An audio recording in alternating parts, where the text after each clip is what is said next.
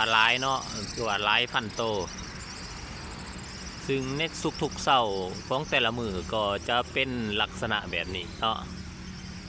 ว่าพุงนกแอ่นก็จะตื่นตั้งแต่6 โมงก็จะมีความยูเนียของพุงนกแอ่นอยู่ที่ประตูไส้แห่งนี้มือนี้บ้านน้อยก็มาเที่ยวประตูไส้เนาะก็ถือว่ามาเที่ยวตอนเช้าเนาะถือว่าอากาศสดชื่นดีหลายเนาะตอนเช้าของมือนี้ก็ถือว่ามีหมอกน้อยหนึ่งเนาะแต่บ้านน้อยก็มาเห็นสิ่งหนึ่งเนาะพ่อแม่พี่น้อง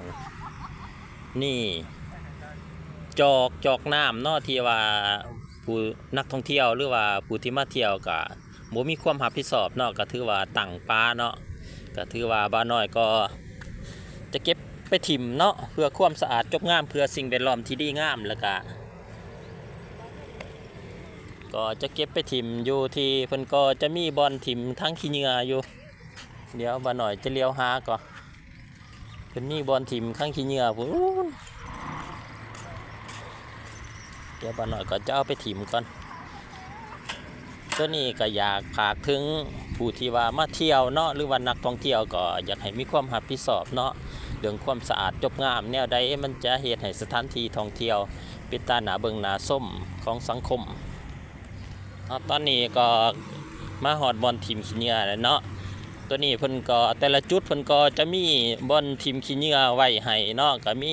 ขี้เหงื่อหลายประเภทมีขี้เหงื่อย่อยสลายได้แล้วก็ขี้เหงื่อสามารถรีไซเคิลนำใช้ได้แล้วก็ขี้เหงื่อทั่วไปเนาะมันหน่อยก็จะถิ่มลงในบอน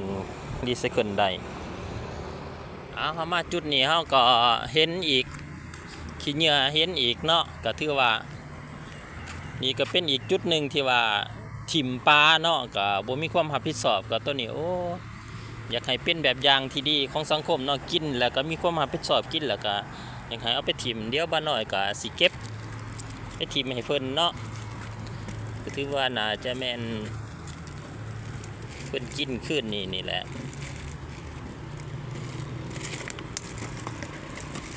บ้านน้อยเก็บแล้วเนาะบ้านน้อยเก็บแล้วบ้านน้อยก็จะเอาไปถิ่มบอนถิ่มของเพิ่นเนาะคือว่าส่วนหลายก็เป็นจอกน้ำเป็น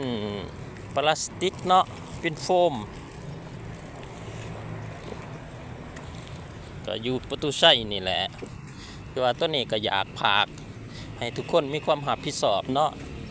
ที่ว่ากินแล้วก็ถิ่มพอบอนถิ่มเพิ่นก็มีจัดให้เป็นทีเรียบร้อยแล้วเนาะ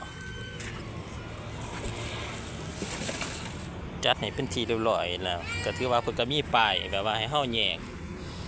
เป็นขี้เหงื่อต่างๆเนาะฝากถึงทุกคนเป็นหูเป็นตาซอยกันเนาะมาเล่นมาเที่ยวอยู่สวนประตูไส้ก็ถิ่มให้เป็นระบบระเบียบเด้อบ๊ายบาย